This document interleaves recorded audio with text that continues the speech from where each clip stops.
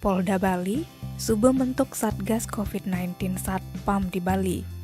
Kegiatan ini kejalanang di Pantai Kute Badung, tugas Senin 20 September. Acara pembentukannya misi apel ane kepimpin Kapolda Bali, Irjen Pol Putu Jayandanu Putra.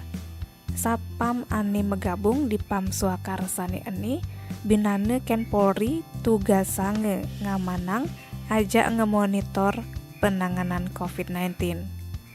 Pam Swakarsa sing jet tugas di kawasan wisata Dogen. Kita masih di wilayah kantor, mall, aja fasilitas umum.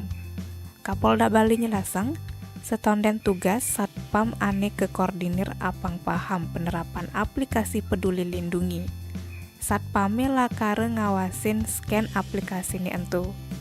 Yen Satpame nepukin hasil scan warna selem di aplikasi Peduli Lindungi, Satpam dadi langsung koordinasi ajak petugas Satgas.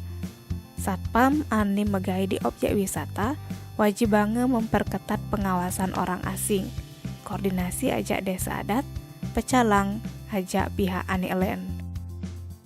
Tim Bali Express ngelaporang.